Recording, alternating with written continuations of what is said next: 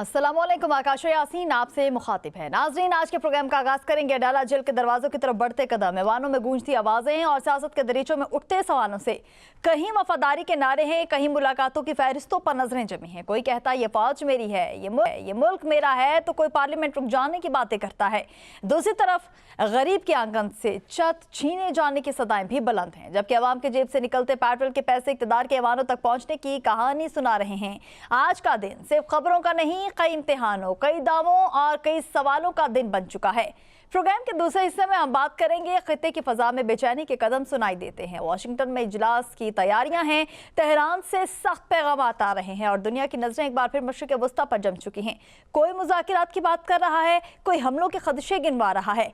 Iran अपने हक की जुबान बोल रहा है तो अमेरिका दबाव बढ़ाने के रास्ते तलाश कर रहा है। इसी दौरान पाकिस्तान ने भी कयास आराइयों के शोर में अपना मौक़िफ़ साफ कर दिया। यूरेनियम, जंगबंदी, सफारती राब्ते और आलमी ताकतों की चालें, ये सब मिलकर एक ऐसे माहौल बनाते हैं जहां हर बयान आने वाले कल का रुख बदलने की सलाहियत रखता है। नाज़रीन, हमारे एक्सपर्ट्स भी हमारे साथ स्टूडियोज में मौजूद हैं, जिनमें हमारा साथ दगीर चौधरी साहब और असगर चौधरी साहब, और इसी के साथ साथ हमें ज्वाइन करेंगी सायरा बानो और सरदार फिजान। बहुत शुक्रिया आप सभी का वक्त देने के लिए। असगर चौधरी साहब, इस वक्त प्रोग्राम का आगाज़ सर मैं आपसे करना चाह रही हूँ। आज 12 मई 2026 को हम देख रहे हैं कि वज़ीर आला KP के सोहेल आफरीदी साहब जो हैं वो जाग चुके हैं। अरकान असम्बली के हमरा अडयाला जेल पहुँचे हैं और इससे पहले भी हम देखते रहे कि उनकी जानिब से कहा जाता था कि बानी को रिहाई जो है वो दिलवाना बहुत ज़्यादा ज़रूरी है, लेकिन आज अमली तौर पर कुछ होता दिखाई दे रहा है। क्या कहेंगे? जी बहुत शुक्रिया आकाशा, ये बड़ी अच्छी खबर है, बल्कि मेरे लिए तो बहुत बड़ी अच्छी खबर है ये कि चलें 6 माह बाद कम से कम सोहेल अफरीदी साहब को ख्याल तो आया कि ज़रा वो अडयाला चले जाएं। नाम अडयाला का है, वैसे उन्होंने अडयाला नहीं जाना है, वो पहले ही नाके के ऊपर जो है वो उन्हें रोक दिया गया है और बस वहाँ पर ही सारा कुछ होगा। लेकिन ये बड़ा सोचने की ज़रूरत है कि जब सोहेल अफरीदी साहब के ऊपर एतमाद का इज़हार किया गया था और इमरान खान साहब ने उन्हें जो वज़ीर आला नामज़द किया था, तो बहुत ज़्यादा तवक्कात थी उनके ऊपर और कहा भी जा रहा था चूँकि जी वो चैम्पियन भी हैं एहतजाज के, ISF के वो सदर भी रह चुके हैं, जोशीले हैं, इंतहाई मुतहर्रिक हैं और कोई बहुत बड़ा वो किरदार अदा करेंगे और उस तहरीक को अंजाम तक लेकर जाएंगे। लेकिन हमने उनके दौर में देखा कि वो जो मुलाकात की तहरीक, जो राई की तहरीक थी, वो मुलाकात तक गई और मुलाकात से मालजीन की रसाई तक गई। और इसके ऊपर जो अलीमा बीबी हैं वो बड़ा सख्त रद्द अमल दे चुकी हैं और पिछली मरतबा भी हमने आपको बताया था कि उन्होंने सारे पार्लियामेंटेरियन को, सारे अहदेदारान को, इवन कि उन्होंने एक मरतबा तो यहाँ तक भी कह दिया था कि जो बोझ नहीं उठा सकते वो साइड पर हो जाएं और किसी और को आने दें। तो पिछली मरतबा भी बड़ी मायूसी हुई थी, 2-4 लीडर पहुँचे थे, 500,000 के लगभग वहाँ पर सिर्फ लोग पहुँचे थे। और ये इतनी बड़ी पार्टी है, इतनी मकबूल तरीन पार्टी है और इमरान खान साहब के नाम के ऊपर लोग बाहर निकलते हैं, लेकिन जब कोई लीड कर रहा हो तो निकलेंगे ना। मैं आपको हल्की सी झलक कल की ज़रा दिखा देता हूँ कि जब हम पार्लियामेंट में खड़े थे और बैरिस्टर गौहर साहब वहाँ पर तशरीफ़ लाए, दूसरी लीडरशिप वहाँ पर तशरीफ़ लाई, वो तो बात ही नहीं करना चाहती है। जब हमने कहा कि हमारे कुछ सवालों का जवाब दे दें तो उन्होंने कहा नहीं अभी अंदर हमारा इजलास चल रहा है, मैंने इजलास के अंदर जाना है। अगर वो मीडिया का सामना नहीं कर रहे हैं तो मुझे बताइए वो कारकुनों का सामना किस तरह करेंगे। और आज 6 महीने बाद अगर उन्हें याद आ गई है सोहेल अफरीदी साहब को तो ये बहुत अच्छी बात है। लेकिन इस तरह नहीं है, जब आपने एक ज़िम्मेदारी उठाई थी, आपके ऊपर एक एतमाद किया गया था, तो फिर आपको ये चाहिए था कि उस तहरीक को लेके आप आगे बढ़ते। आप क्या खेल रहे हैं वो जैसे पाकिस्तान हॉकी तो जिसको दुनिया पर। सर सॉरी आपको इंटरप्ट कर रही हूँ। शफी जान इससे पहले कह चुके एक निजी TV चैनल के प्रोग्राम में कि सोहेल आफरीदी साहब जो है उनके हाथ बंधे हैं, क्योंकि बानी PTI की तरफ से जो पैगाम आया वो ये है कि जो महमूद खान चकजई साहब कहेंगे आपने वही करना है, सो कुछ भी नहीं कर सकते वज़ीर आला। ये शफी जान ने कहा। जी बिल्कुल ठीक है, बहुत अच्छी बात उन्होंने की है। मुझे ये बताइए आकाशा कि जहाँ से पैगाम आना होता है वो तो कबूतर ही पिंजरे में उन्होंने बंद कर दिया, पैगाम रसानी वाला। आप तो पैगाम आ ही नहीं कोई सकता है, आपकी मुलाकात तक नहीं हो सकती है। रात के अंधेरे में इमरान खान साहब को 4थी मरतबा हॉस्पिटल लाया गया है, किसी को कानों कान खबर नहीं हुई है। ये कहते हैं ना हम बहुत ज़्यादा मुतर्रक हैं, हर जगह पर हमें पता होता है, तो इन्हें ख़बर क्यों ना मिल सकी कि उन्हें पिम्स में लाया जा रहा है। बुशरा बीबी को हॉस्पिटल लाया गया और उसके बाद वापस जेल मुंतकिल किया गया, किसी को ख़बर नहीं हो सकी है। तो जब यहाँ तक ख़बर नहीं आ रही है तो ये इनको कैसे आ गया कि मुझे बानी पीटीआई ने या फिर कायद ने कहा है कि जब सिर्फ वो फैसला करेंगे। भाई आपको लाया ही इसलिए गया था कि आपने उस तहरीक को लीड करना है, आपने कप्तान बनना है। आप वो कप्तान तो नहीं बन सके, आप तो उस तहरीक को सिर्फ समीउल्लाह और कलीमुल्लाह खेल रहे हैं। मानसेरा से निकलते हैं, बन्नू चले जाते हैं, बन्नू से स्वाबी से वापस चारसदा आ जाते हैं।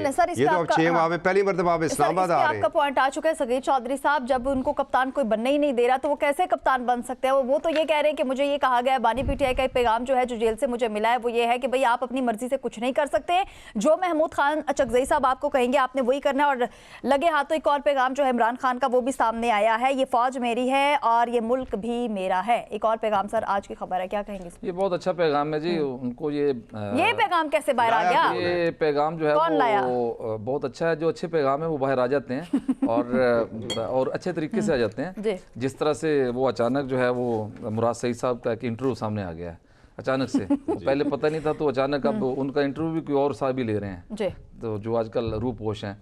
तो अच्छा पैगाम आना चाहिए, हम तो अच्छे पैगाम के मुंतज़िर हैं। वो कहीं से भी आए तो बहुत जो मुल्क और कौम के लिए बेहतर हो, जो उनके अपने लिए भी बेहतर हो। तो ये मेरे ख्याल में आहिस्ता आहिस्ता चीज़ें समझ में आना शुरू हो गई हैं। तो यही चीज़ों का इख्तलाफ था, ठीक है, कि आप इदारों को और पाक फ़ौज को इस तरह से कोई वो उनके ख़िलाफ़ हर्ज़ासराई मत करें।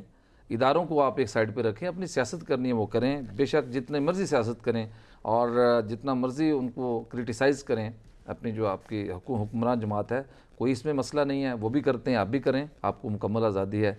लेकिन जब कोई भी सियासी जमात आपके एक ऐसे मजबूत दफाई इदारे को साथ घसीटना शुरू कर देगी, तो फिर मुझे बताएं कि वो तो एक मुल्क की सालमियत का इशू होगा ना।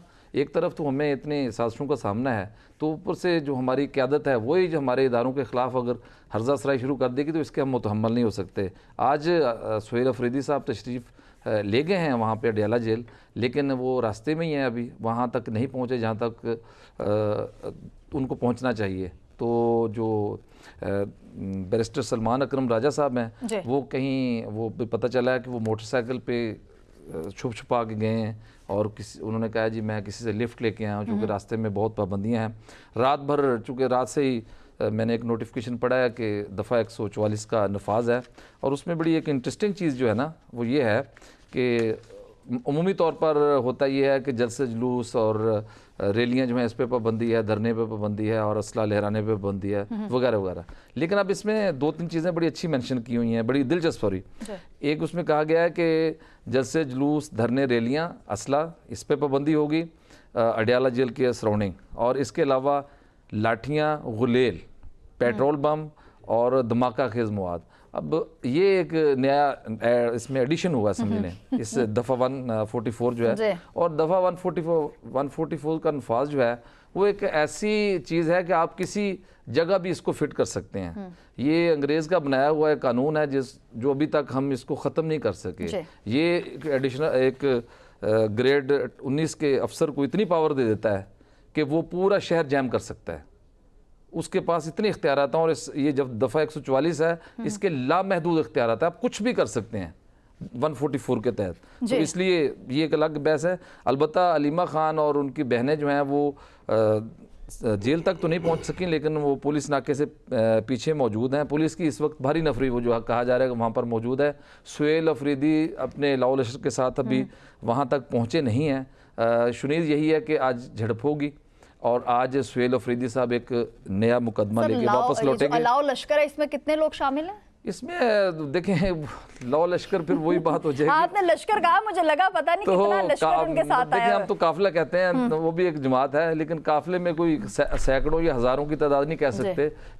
उसमें कुछ लोग हैं, बस 1-2 दर्जन लोग हैं जो गए हैं, चूंकि आपको पता है कि वो रास्ता सारा एक सिंगल रोड ब्लॉक है। पहली बार मेरे ख्याल में अडियाला को रेड जोन भी हाँ जी, वो इस दफा 144 जो है ना लगी, इसलिए वो रगी भी उसी अडियाला के सराउंडिंग में ही है, तो बहुत बड़ा लश्कर नहीं है और आज एक नया मुकदमा लेके वो वापस आने वाले हैं। जिस तरीके से एक्टिव होती है सर, ऐसा लगता है कि आज शायद जो पीटीआई के लोग बाहर आए हैं सो बानी को निकाल के ले जाएंगे। हुकूमत इतनी खौफजदा हो चुकी है इस वक्त, ये भी अगर देखा जाए।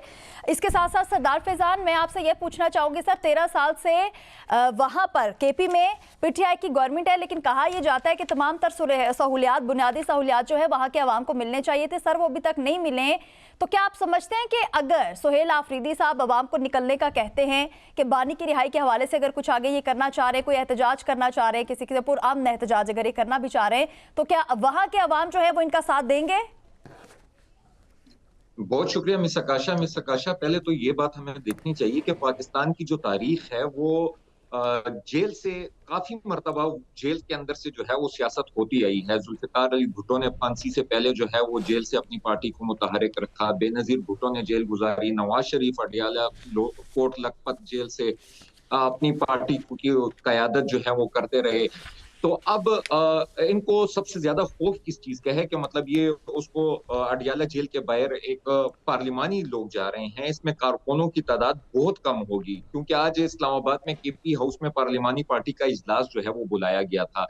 और वो इसीलिए बुलाया गया था कि क्योंकि पिछली मरतबा अलीमा खान ने कहा था कि सुहेल अफरीदी जो है वो उन्होंने ये पार्क में जो है वो असेंबली लगाई है, तो वो यहाँ पे आके बैठे अपने स्पीकर और तमाम पार्लिमान नुमाइंदों को लेके। तो इसी से आज जो है वो वहां पे जा रहे हैं। मेरे ख्याल से कुछ इतनी बड़ी तादाद भी नहीं होगी, 200-300 के करीब लोग होंगे। 40-50 तो हुकूमत को खौफ किस चीज का है? क़यादत तो कम होगी, लोग शायद पहुंच जाएं तो। हाँ, लेकिन हुकूमत को खौफ किस चीज का है कि हुकूमत इनको वहां पे अडियाला जेल के बाहर बैठने नहीं दे रही। थोड़ी देर बैठने दें, उनको अपने एहतजाज रिकॉर्ड करने दें। और जो खान साहब से मुलाकात है, पता नहीं क्यों नहीं मुलाकात की इजाजत दी जा रही, बल्कि अभी तो पैगाम भी खान साहब की तरफ से कोई आया है कि अब टकराव नहीं होगा, फौज हमारी है, मुल्क हमारा है। मतलब उन्होंने अपनी हिकमत अमली जो है वो चेंज कर दी है। जैसे भुट्टो ने भी कहा था कि मैंने फौज बनाई है। तो अब आपका जो सवाल है कि मतलब अगर सुहेल अफरीदी जो है वो एहतजाज कॉल देते हैं तो क्या पाकिस्तान तहरीक इंसाफ के कारकुनान जो है निकलेंगे? अगर हम देखें, अली अमीन गंडापुर जब 2 मरतबा इस्लामाबाद की जानिब आए थे तो उनकी मेन पावर जो थी वो डीआई खान थी। वो डीआई खान के नुमाइंदे थे, डीआई खान से उन्होंने इलेक्शन जीता था और डीआई खान के ही ज्यादातर लोग जो हैं वो वहां से बसे फ्लैंक फौजेस भर के जो है वो यहाँ पे आती थी और उनको लेके वो इस्लामाबाद गए थे। तो सुहेल अफरीदी की जो पावर है वो कबायली असला है, अफरीदी ट्राइब है। तो अफरीदी ट्राइब और कबायली असला के जितने भी लोग हैं, क्योंकि जब से सुहेल अफरीदी आए हैं आप देखें कितने जरगे जो हैं वो कबायली असला के मशरान के वो कर चुके हैं, तो उनको वो बार बार एतमाद में भी ले रहे हैं, मुख्तलिफ चीजों पे, अमन अमान पे। तो ये तमाम चीजें जो हैं ये सुहेल अफरीदी की एक पावर बनती जा रही है। लेकिन सर बता भी तो रहे ना कि मैं कुछ नहीं कर सकता, मेरे हाथ बंधे हुए हैं, ये भी तो बता रहे हैं। तो ये बात तो बिल्कुल सही है, क्योंकि पिछली मरतबा जब अली अमीन गंडापुर 2 मरतबा इस्लामाबाद गए थे तो वो भी अडियाला से ही कॉल आई थी कि आपने इस्लामाबाद की तरफ आना है। तो अब जब तक इमरान खान की कॉल नहीं आती तो सुहेल अफरीदी अपनी तरफ से कोई डिसीजन इस बारे में नहीं ले सकते। अगर हम पिछले मरतबे भी आपके प्रोग्राम में मैंने ये बात की थी कि 8 फरवरी का इन्होंने एक पहिया जाम हड़ताल का ऐलान किया था। इस्लामाबाद से सुहेल अफरीदी जब इन तमाम कयादत जो है, आला कयादत तहरीक इंसाफ की इस्लामाबाद में बैठी, उन्होंने ये फैसला किया कि पहिया जाम हड़ताल की कॉल का ऐलान नहीं दिया जाएगा। लेकिन जैसे ही सुहेल अफरीदी इस्लामाबाद से निकले और पेशावर के करीब पहुंचे तो इस्लामाबाद की क़यादत ने पहिया जाम हड़ताल का ऐलान काल का ऐलान कर दिया। तो ये चीजें जो हैं वो पार्टी के अंदर इस टाइम पे इख्तलाफात भी चल रहे हैं। कोई कहता है हमने एहतजाज की तरफ जाना है, कोई कहता है नहीं जाना, लेकिन सबसे जो मेन कॉल आनी है वो इमरान खान की आनी है और उसी काल का जो है वो इंतजार किया जा रहा है। और अगर मनमाने बयानात जो हैं वो जेल से इनको मिल जाते हैं, रिसीव भी हो जाता है, इनको पता भी चल जाता है कि किस किस्म का पैगाम जो इनके हक में बेहतर होता है वो आ भी जाता है, और फिर ये कहते हैं कि एक पैगाम जो है वो बानी पीटीआई की तरफ से हमें मिला है, सो हम अब कुछ नहीं कर सकते हैं। सायरा जी, सियासत करें, इदारों को दरमियान में मत लाएं। सो अब बानी पीटीआई जो है इदारों से जहाँ तक उनका ये पैगाम जो है सामने है कि ये फौज मेरी है और ये मुल्क भी मेरा है, सो लग तो ऐसे रहा है कि लड़ाई जो है वो इदारों से खत्म हो गई है, मुफाहमत चाह रहे हैं बानी पीटीआई, क्या कहेंगी? अस्सलाम वालेकुम आकाशा, इदारों को सियासत में ना लाएं जी। हम तो चाहते हैं कि इदारे सियासत में ना आए, मगर अब बानी पीटीआई ने भी सायरा जी एक पैगाम जो है वो भेज दिया और पता नहीं कौन सा कबूतर है जो बाहर पैगाम ले भी आया। आवाम को कैसे पता चला कि ये बानी पीटीआई के अल्फाज हैं? बानी पीटीआई से मुलाकात बंद है, वो कैदे तन्हाई में है, बहनें नहीं मिल सकती, डॉक्टर्स उनके नहीं मिल सकते, कोई कारकुन नहीं मिल सकता, तो पैगाम क्या फिजाओं से कोई क्या नगम सेठी वाली चिड़िया लेकर आई है या क्या लेकर आया? कौन पैगाम लेकर आया?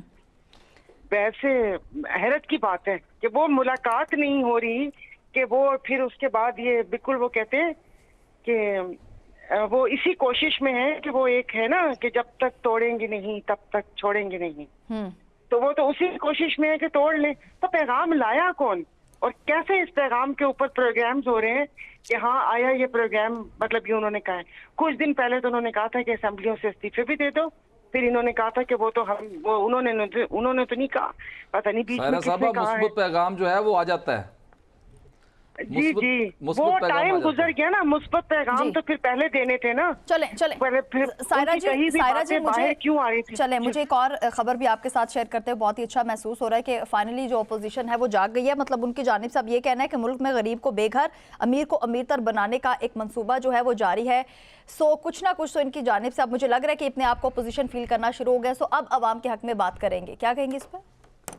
इस पे क्या, जो वक्त था पूरे 2.5 साल तो मुंह में दही जमा कर बैठे हुए थे, वो हजारों बातें हो गई और उसके ऊपर बोले ना, तो अब वो जब तनकीद की चारों तरफ से वो पड़े हैं तो उसके बाद उन्होंने बोला है कि अवाम की अच्छी बात है, बोलना चाहिए। अब ये खाली होम्योपैथिक से कि 4 बंदे बोल लें और उसके बाद खामोशी हो जाए और ये सारी चीजें, इसको कैसे मैं देखूं कि इतनी सारी बातें हो गई। अब हालात ज्यादा खराब हो गए ना। अब आप देख रहे हैं कि आए दिन पेट्रोल की कीमतें जो हैं, डीजल की कीमतें जो हैं बढ़ जाती हैं, सो आम आदमी जो है वो खुदकुशी करने पे मजबूर हो चुका है ना। तो ऐसे में जाग गई ना ओपोजिशन। इन्होंने अपनी वो कमेटी तो छोड़ दी। अब मुझे मेरे सहाफी भाई बताएंगे कि गाड़ियां भी छोड़ी हैं या नहीं छोड़ी, और जिस तरीके से वहां पर अब आप देख लें वीडियोज आती हैं KPK से, तो जो इक्तदार में बैठा हुआ हो उसका तमाम खांचे चल रहे हो, वो अवाम की बात करते हुए मुझे समझ नहीं आती कि वो अवाम की बात कर रहे हैं या क्या कर रहे हैं। असल सच बस ऐसे ही है, अपनी वो ही ना देखे। जब तनख्वाहें 500% बढ़ी थी तब सब चुप करके बैठे हुए थे क्योंकि सबकी बढ़ रही थी। ये जब स्पीकर नेशनल असेंबली ने बढ़ाई उस वक्त भी किसी ने कुछ नहीं बोला कि सर आप हमें समझाएं तो सही, जब आपका गुजारा नहीं हो रहा, आपका 21 लाख में गुजारा होगा तो 21,000 वाला कैसे गुजारा करेगा? फिर ये सारी चीजें वो हो गई। और ये पंजाब असेंबली देख लें, वो HIV का हुआ, तमाम चीजें हुई, लोग सड़कों के ऊपर, इन्होंने कान तक जूं तक नहीं रेंगी। अब इन्होंने बोला कि चलो भाई, क्योंकि ये हमारे मुल्क में एक ऐसा इशू है, ये आप किसी वक्त भी आप इस पे बहस करते जाएं, जो महंगाई का इशू है। एक अच्छी खबर आपसे शेयर करूं? जी कागज पेन ले ले।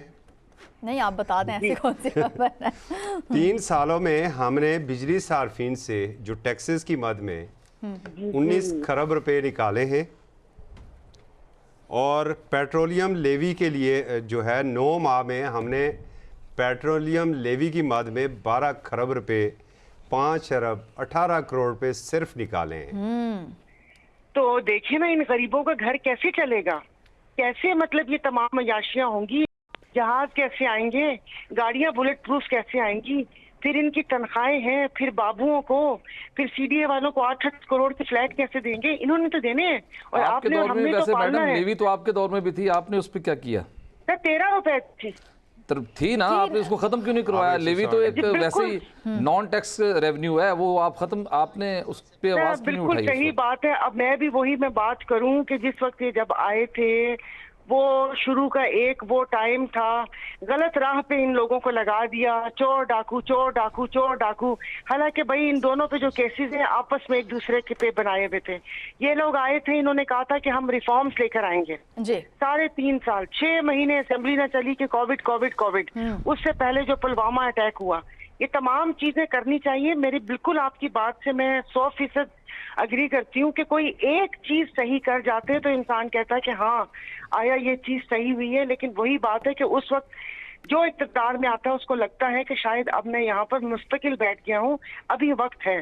तो जो काम नहीं करने के थे वो किए। और बस वही बात है कि फिर बाद में यही कहा गया कि हमें काम नहीं करने दिया गया और ये सारी चीजें हैं। तो भाई पैसे लूली लंगड़ी हुकूमत नहीं लेनी चाहिए नहीं, ना। मैं पेट्रोल का क्या करूं मैडम? चले चले सर, आपसे मैं पूछते हैं, क्या आपका करूं? क्या आप कहना है? मुझे आपका बताएं। बुरा हाल है सारा। आप मेरी बात जी। सुने एक सेकंड जी, आकाशा, आप तो बिल्कुल सही है। देखें, जो यहाँ पर रहते हैं शहर वगैरह में, वो तो जाहिर है एक ट्रांसपोर्टेशन के हिसाब से पेट्रोल और खैर बाकी चीजें भी इफेक्ट करती हैं। मुझे बताएं मैं क्या करूं? मेरी तो अभी वो कहते हैं कि हमारे पास तो इतना नहीं था कि ये गंदम मार्केट तक कैसे पहुंचाएं, थ्रेशर कैसे चले। अभी ये जो पानी नहीं है और हम ट्यूबवेल से अगर मिसाल के तौर पे अपना डीजल जलाते हैं, हम क्या करें? हम तो मर गए हैं। अगर कोई एक अपने सिर्फ जो पेट्रोल गाड़ी बाइक चलाता है उसके हक के लिए आवाज उठाए, मेरे लिए कौन उठाएगा? यहाँ पर तो उन्होंने किसानों को मार दिया। आप तो वहां पे रहते हैं और यकीनन आपका ताल्लुक भी हो, जाहिर है एक इंसान का होता है गांव से ताल्लुक। आप वहां पर लोगों से पूछें कि जिंदगी कैसी है। हम तो मर चुके हैं। सारा जी, आप वहाँ कह रही हैं हुकूमती वज़रा जो है उनके बयानात सुने जाएं तो ऐसा लगता है कि वो मर जाएंगे अगर ये टैक्सेस जो है वो ना बढ़ाए गए। अदाद शुमार के मुताबिक पेट्रोल के स्तर 116 रुपये है, लेकिन आवाम से को 198 रुपये टैक्स जो है वो वसूल किए जा रहा है इस पर भी। ये सिर्फ अभी पेट्रोल की बात हो रही है और तमाम तर बातें होंगी। यहाँ पर वक्त एक शॉर्ट ब्रेक का, स्टे विद अस।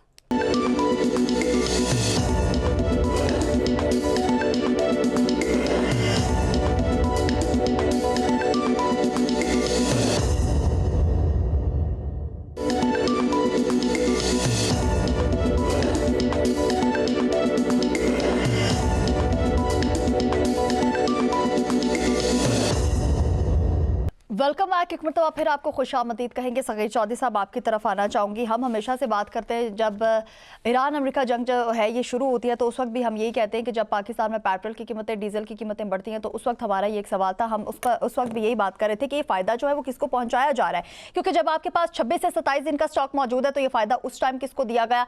अभी भी हम देख रहे हैं कि अगर हुकूमती वज़रा के बयानात जो है उनको सुन लिया जाए तो इंसान एक दफ़ा हैरान रह जाता है कि वाकई क्या मुल्क का इतना बुरा हाल है। और वो यही कहते हैं हम तरक्की की मनाजिल जो है वो तय करने ही जा रहे थे कि एकदम से जंग जो है वो दरमियान में आ गई।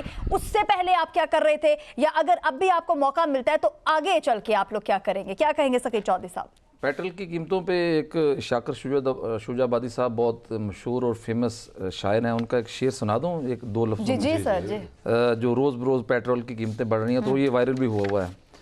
ये है ज़रा पंजाबी और सराइकी में है, समझ तो आई जाएगी नाजरीन को। वो कहते हैं कि साकू मारना शाकर किस्तां विच यक मुश्त मौका तेरी जान छुटे। मतलब बड़ा एक डीपली बिल्कुल समझने वालों को समझ आ ये गई। जो किस्तों में हमारे साथ चीज़ें हो रही हैं। शाकर शुजाबादी साहब ने मेरा ख्याल ये आज से कोई 10-15 साल पहले उन्होंने स्मेल कर लिया था कि गवर्नमेंट अब आवाम के साथ क्या करने जा रही है। तो किस्तों में मारने की बजाय यक मुश्ती आप 1000 रुपये लीटर कर दें भाई, हम देख लेंगे, हम गुजारा कर लेंगे, या हम बैठ जाएंगे चुप करके। करना तो हमने कुछ नहीं है, अपोजिशन हमारे पास है नहीं, कहने वाला आपको कोई है नहीं। अदालत ऊपर जो नोटिस लेती होती थी कभी कभार, वो अदालतें भी ख़त्म हो गई हैं, वो अदालतें भी खामोश हैं। तो भाई अब हमें तो कोई पूछने वाला नहीं है, आवाम को तो पूछने वाला कोई नहीं है।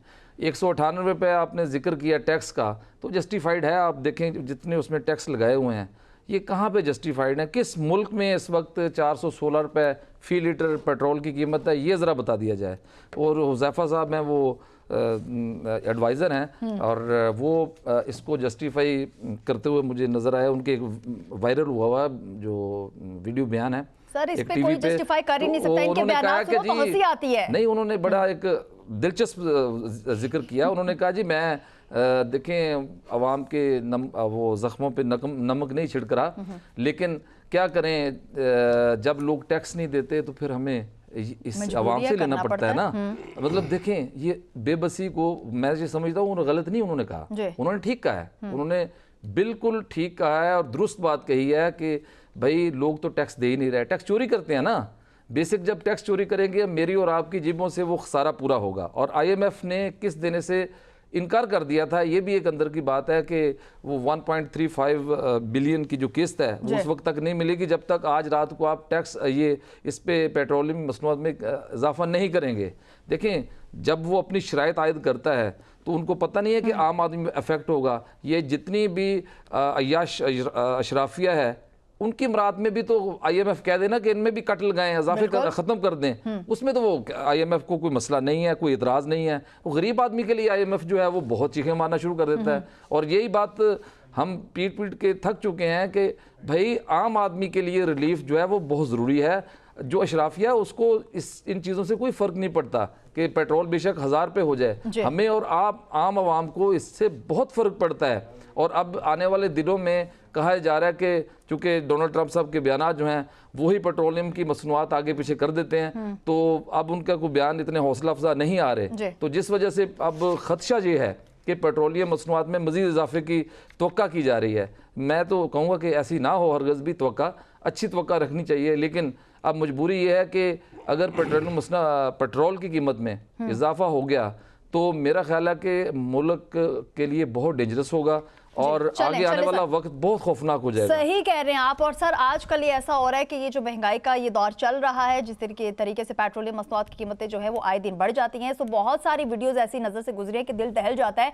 एक गरीब जो है वो खुदकुशी करने पर मजबूर हो चुका है, अपनी घर की चीजें जो है वो बेचने पर मजबूर हो चुका है। ये तो लास्ट ईयर भी हमारे सामने चीजें आई थी, लेकिन असगर चौधरी साहब अब हालात जो है खुदकुशी तक पहुंच चुके हैं। सर अपोजिशन जाग गई है थोड़ी बहुत। महमूद खान अचकज़ई ने एक और आईनी तरमीम की तैयारी की तरफ एक इशारा जो है वो किया और नवाज शरीफ और जरदारी को ये जो डूबती कश्ती है इसका जिम्मेदार भी वो करार दे रहे हैं। क्या आप समझते हैं कि हुकूमत एक बार फिर कोई ऐसी आईनी तरमीम लाने जा रही है जिससे अदलिया या पार्लियामान के ढांचे में एक बड़ी तब्दीली जो है वो देखने को मिलेगी, और क्या अपोजिशन में इतनी सख्त है कि वो इसको रोक भी पाएगी? जी बहुत शुक्रिया आकाशा। देखें, जो हुकूमत का काम है और हुकूमतें होती ही हैं इसी तरीके से तरामीम लाने के लिए, और बड़ा आसान काम होता है ये तरामीम लाना। इसमें उन्हें कोई मुश्किलात का शिकार नहीं होती हैं, चूँकि मफादात साझे होते हैं। जिस तरह गरीब के दुख दर्द साझे होते हैं ना, इस तरह अशराफिया के जो हैं वो मफादात साझे होते हैं। उन्हें कोई प्रॉब्लम नहीं है, बिल्कुल एक है चल रहा है इस वक्त। जो पार्लियामान की राहदारियाँ हैं वहाँ पर भी हमें ये गूंजें सुनाई दे रही हैं कि 28वीं तरमीम आ रही है और उसके अंदर बहुत कुछ आ रहा है। तो ये मसाइल एक आम बंदे के नहीं हैं, ये आपके और मेरे मसले नहीं हैं, ये अशराफिया के अपने मसले हैं। जो ये तरामीम लाएंगे, क्या मेरा चूल्हा जल सकेगा, जो मुझे पेट्रोल मुयस्सर आ सकेगा, ये असल सवाल है। आप ये देखिए, चौधरी साहब ने अभी बात की IMF से, मैं बिल्कुल इस बात से इत्तेफाक करता हूँ, लेकिन IMF ये नहीं कहता है कि अपने आवाम की गले के ऊपर छुरी फेरें। IMF कहता है जी इतना टैक्स आपने कलेक्ट करना है, उसे आप करें। वो टैक्स हम कलेक्शन करना नहीं चाहते। क्यों? कि अगर हम जाएंगे जनाब जो रियल एस्टेट की जानब हम जाएंगे, वो टैक्स लगाएंगे तो हम खुद ज़ाहिर शिकंजे में आ जाएंगे। हमने ज़राअत के ऊपर अगर टैक्स लगाना है तो हम खुद शिकंजे में आ जाएंगे। बड़ी बड़ी जो सनतें हैं वहाँ से हम टैक्स कलेक्ट नहीं कर सकते। जो फ़ौज ज़फ़र मौज हमने एक पाल के रखी हुई है FBR में, एक मरतबा कैसर बंगाली साहब ने तो यहाँ तक भी बल्कि तजवीज़ दे दी थी कि 70% स्टाफ को घर बैठ के अब तनख्वाहें दे दें FBR को। तो कम से कम वो करप्शन तो ख़त्म होगी ना जो रोज़ टेबल के नीचे से वो ली जाती है और दी जाती है। कम से कम वो तो बचत हो जाएगी। जब आप ये नहीं करेंगे तो फिर सबसे आसान काम क्या है आपके ऊपर कि टैक्स लगा दें जी पेट्रोल के ऊपर, बिजली के ऊपर टैक्स लगा दें। अब 3 सालों में आकाशा पहले भी बता चुका हूँ 19 खरब रुपए आपने सिर्फ टैक्सेस बिजली की तकसीम कार कंपनियों ने अपनी सार्फिन से वसूल किए हैं।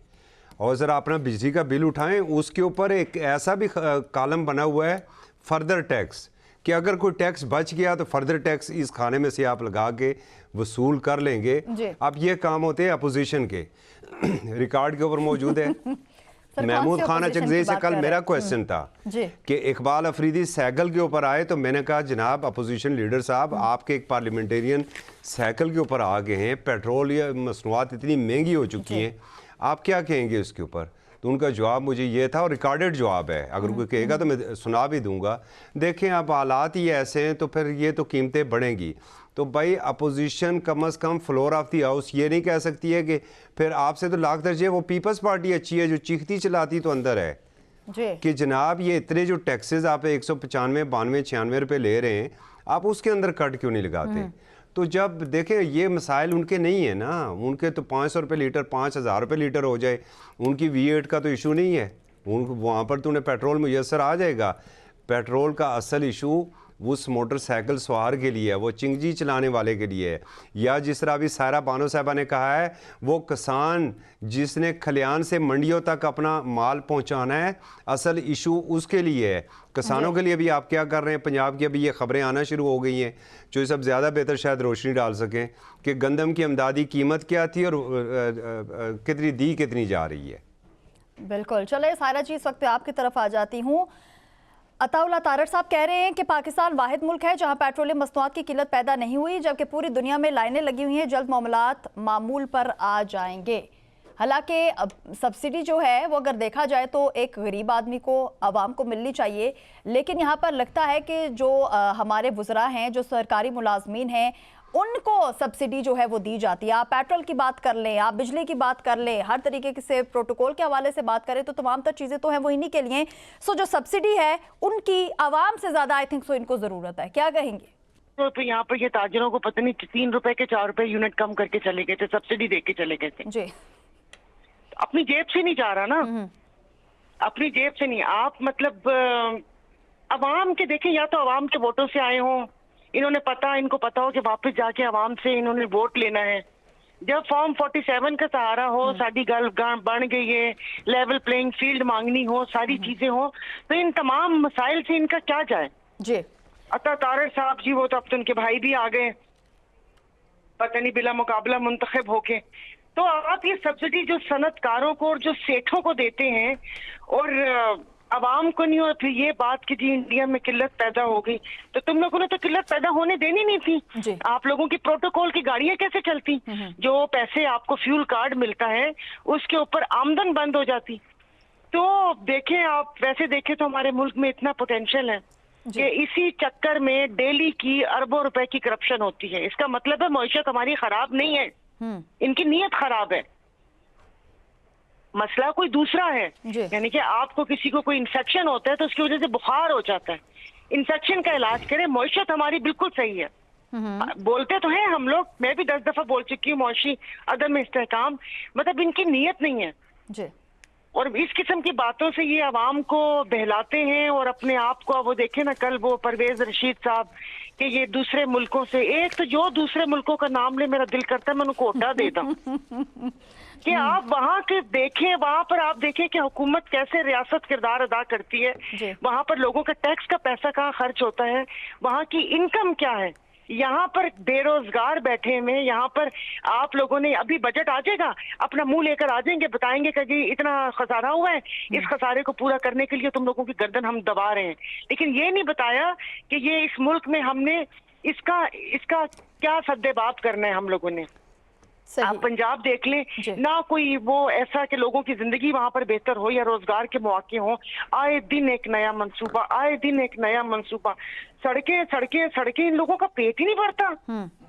कब्र की मट्टी तो पेट भरेगी, ये जो ठेकों की मट्टी होती है उससे भी नहीं पेट भर रहा है इनका। कि जब से पैदा हुए यही देख रहे हैं कि इनकी सारी ये होती है, ये मंसूबा बना लो। अरे भाई, वो मंसूबा ऐसा बनाओ कि यहाँ पर सनतें हो, यहाँ पर रोजगार हो। अभी मौका अच्छा है, आप ले ईरान से गैस, और यहाँ पर वो कहते हैं ना कि वो कैसे वो सनतों के लिए जो फ्री जोन होता है, आप वो कायम करें कि जो हमारे यहाँ पर सनतकार बांग्लादेश चले गए हैं, बाकी मुल्कों में चले गए हैं, वो वापस अपने मुल्क में आए। मगर बस बेवकूफ ऐसे बनाते रहेंगे। इसमें गलती हमारी है कि जिस दिन हम लोगों का हाथ इनके गिरेबानों पे पड़ा उस दिन इनको समझ आएगी। मगर हम पता नहीं क्या सत्तू पीकर सोए हुए कि चीख रही हूं मैं, मगर वो ये कि आगे इन्होंने 200 भी पेट्रोल बढ़वा ली ना, आप देख लीजिएगा पेट्रोल पंप पे भी उतना रश होगा, गरीब चीखेगा चलाएगा, मगर इन लोगों की अयाशियां नहीं खत्म होंगी। मैडम क्या करे, कौम ने तो देखा था तब्दीली की सूरत में, कौम तब्दीली चाहती थी, तब्दीली के ऊपर इत्मीनान भी किया, वो भी देख रहे, फिर भी तो हमारे हालात नहीं बदले ना। सर 3.5 सालों में कौन से हालात बदल जाते हैं? आपने 35 साल को आप 3.5 साल से कंपेयर तो ना करें ना, खुदा के वास्ते। ये जो 6 दफा इक्तदार पे आए वो कहते हैं एक मौका मिल जाए तो हम ये कर ले। अभी भी सिर्फ आपको और मुझे इस प्रोग्राम में उलझाया हुआ है। आप जरा कल प्रोग्राम 28वीं तरमीम पे कीजिएगा, आप जरा यहाँ पर कराची पर प्रोग्राम कीजिएगा कि किस तरीके से गवादर और कराची लेने की कोशिश की जा रही है कि यहाँ पर कोई अवाम का पुरसाने हाल। इसका मतलब खबर है सारी आपके पास? तो जाहिर है मैं भी इस दुनिया में रहती हूँ, कान रखती हूँ, आंखें रखती हूँ। मुसावरा आ गया। सायरा जी, इस पे आपका पॉइंट आ गया। नाज़रीन, यहाँ पर वक्त एक शॉर्ट ब्रेक का, हमारे साथ रहिएगा।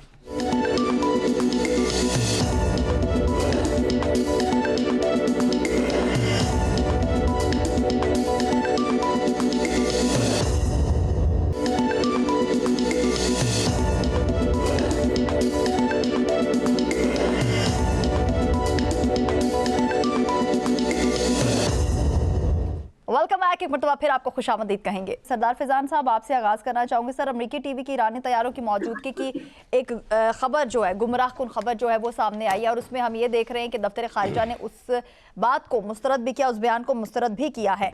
सर, एक तरफ से डोनाल्ड ट्रंप साहब जो हैं, उनके जो बयानात आते हैं, उनकी जो बड़ी बड़ी धमकियां देती हैं, जो वो दोबारा से ये कहते हैं कि मैं जंग दोबारा शुरू कर दूंगा और इस मरतबा जंग जो है वो रुकेगी नहीं जब तक ईरान तबाह बर्बाद नहीं हो जाएगा। एक तरफ जब उनका ये बयान आता है, फिर ईरान भी पीछे नहीं हटता, बल्कि उनकी तरफ से भी एक धमकी सामने आती है कि दोबारा अगर हमला हुआ तो 90% यूरेनियम अफजूदगी शुरू हो सकती है। सर, ये दोनों फरीक जो है पीछे हटने को तैयार नहीं है, क्या कहेंगे इस पे?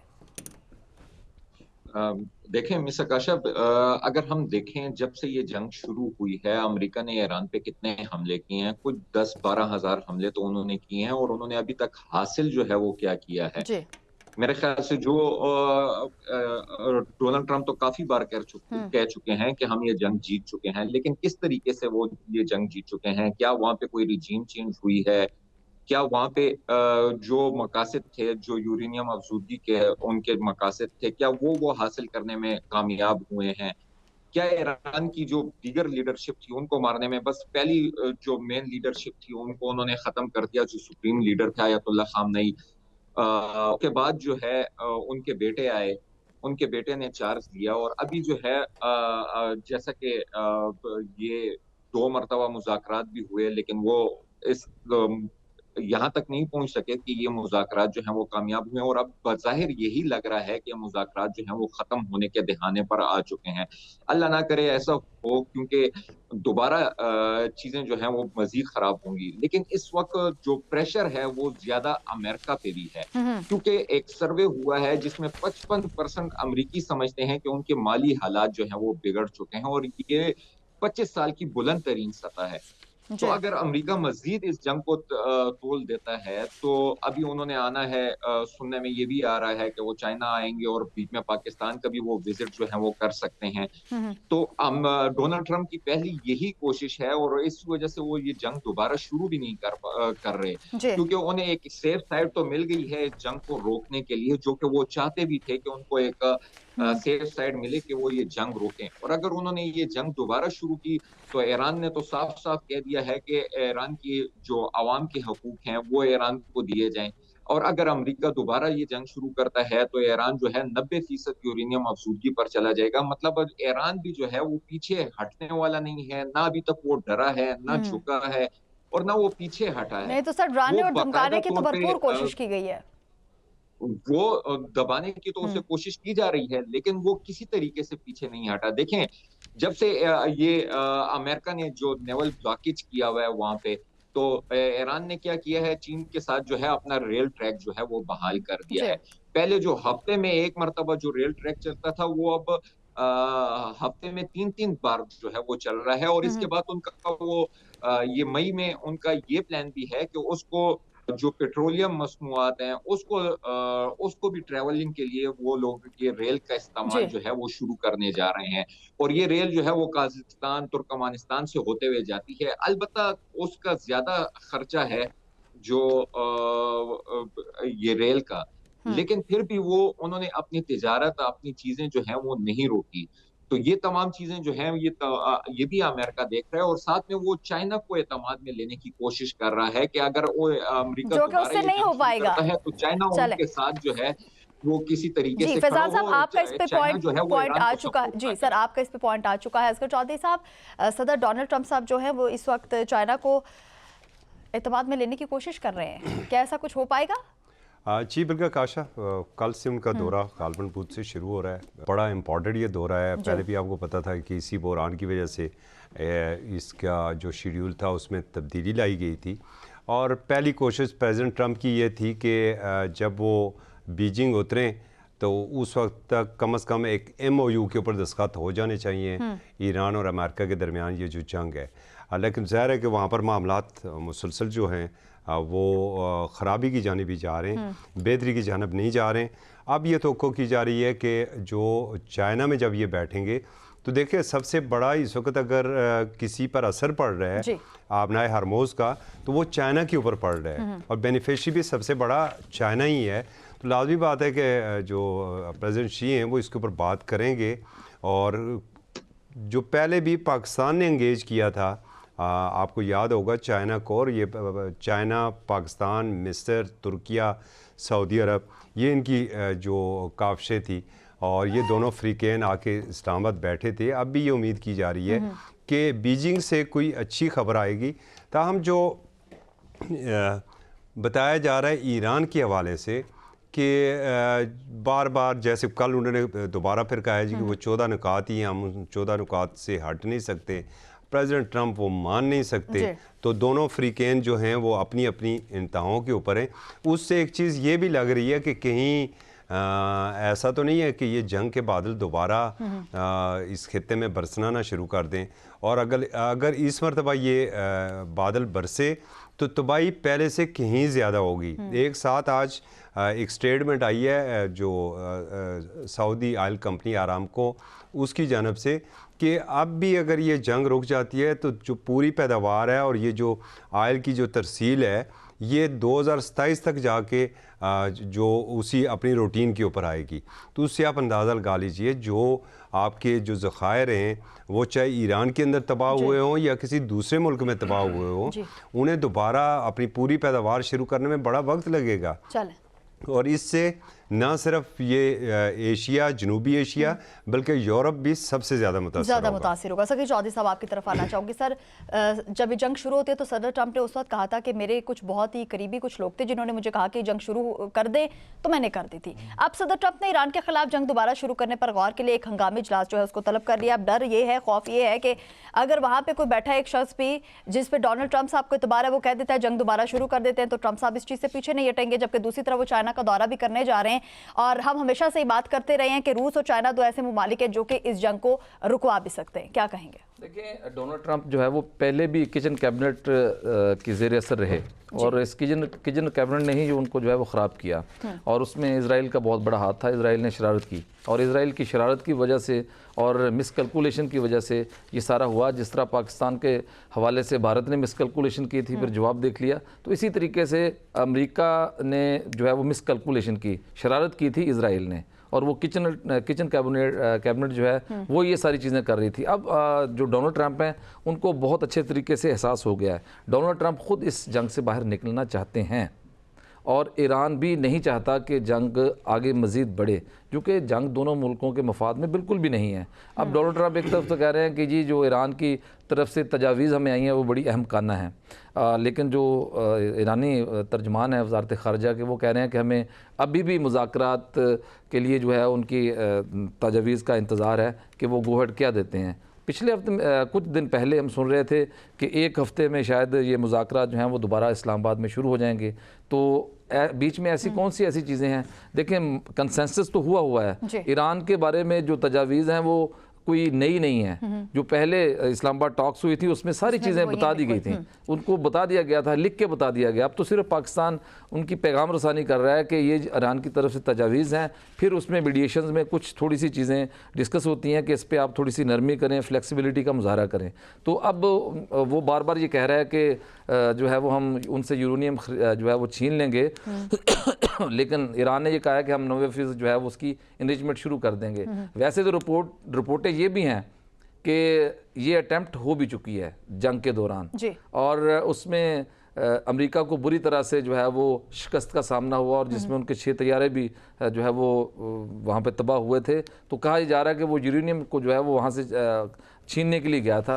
अब पायलट का तो एक बहाना था। तो खैर अब देखें क्या होता है, लेकिन चीन का दौरा जो है वो वही इसलिए है कि वहाँ पे कुछ थोड़ी सी जो चीज़ें रह गई हैं वो बर्फ़ पिघलेगी और बाकायदा चूंकि देखें आगे ट्रंप ने मिड टर्म में जाना है और उसके पास इसके अलावा कोई ऑप्शन नहीं है सर, कि वो उसके पास जंग को तो खत्म ऑप्शन नहीं करे। है, लेकिन इस्राएली क़यादत जो है, अच्छा चले सर, इस पे आपका पॉइंट आ चुका है। सारा जी, इस्राएली क़यादत वाशिंगटन पर दबाव डाल रही है कि ईरान के यूरेनियम के ज़खायर को तबाह करने के लिए स्पेशल ऑपरेशन जो है वो किया जाए। हालांकि इससे पहले भी हम देख रहे हैं, वो कहते हैं ना कि हम तो डूबे हैं सनम, तुम्हें भी ले डूबेंगे। सो ट्रंप को नेतन्याहू ने डुबोया, ये कहना गलत नहीं होगा। अभी दोबारा से एक दबाव जो है वो इसराइल की जानिब से अमेरिका पर तो है, डोनाल्ड ट्रंप पर तो है। क्या ट्रंप इस मर्तबा जंग से पीछे हट जाएंगे या दोबारा किसी बहकावे में आके हमला कर सकते हैं? बस काशा वीडियोस बड़ों को बहका देती हैं। नेतन्याहू ने क्या बहकाया है? अब वो बताया कि मामला कहाँ है, एप्स्टीन फाइल पे शुरू हुआ था ना, इस बंदे का ना कोई लेना ना देना, मगर वही बात है कि दबाव में आकर जंग तो शुरू कर दी, मगर अब निकलने का रास्ता नहीं मिल रहा। का क्या कसूर था बेचारे का?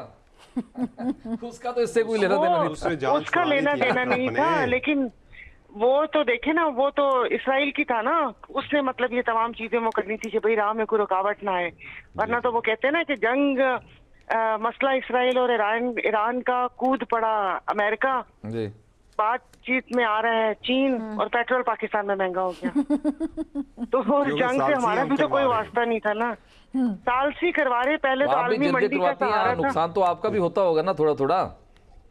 वो तो जाहिर है, फिर नहीं, जब घर में बैठ के फैसले वगैरह होते हैं तो वो खाने पानी का खर्चा होता है, जो कि हमारे यहाँ हुआ था। हमारे साथियों ने बताया तो था, नान छोले थे, पाए थे, कोरमा था, गुलाब जामुन थे। अमेरिका को हम नान नहीं खिला सकते ना। चले दूसरी तरफ का खाना वो हो गया। तो देखें, अच्छा भला उसको फेस सेविंग मिली थी। पाकिस्तान सालसी करवा रहा था, पहली दफा आए थे, फिर दूसरी बार मुज़ाकरात होते तो ये वो कहते हैं ऊंट किसी करवट बिठा देते। मगर वही बात है कि उसको शौक चढ़ा था कि नहीं भाई, अगला तो नोबेल प्राइज मैं ही लूंगा और ये जंग भी मैंने ही रुकवाई है।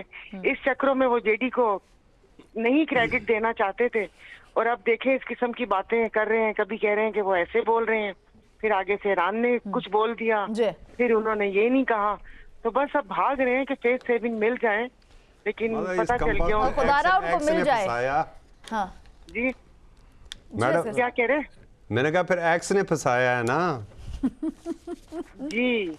ना ट्विटर होता ना रोला होता। नहीं, नोबल तो मेरा ख्याल है कि फील्ड मार्शल साहब को मिल जाएगा, मुझे जो लग रहा है। डोनाल्ड ट्रंप भी हमने ऐसा किया है, हमें मिलना ही चाहिए। बहुत शुक्रिया। वो महरूम रह जाएंगे। चले, बहुत शुक्रिया आप सभी का। सायरा जी बहुत शुक्रिया, सगीर चौधरी साहब, असगर चौधरी साहब, फिजान, आप सभी हमारे साथ मौजूद थे। इसी के साथ अपनी मेजबान आकाश यासीन को दीजिए इजाजत। खुदा हाफिज।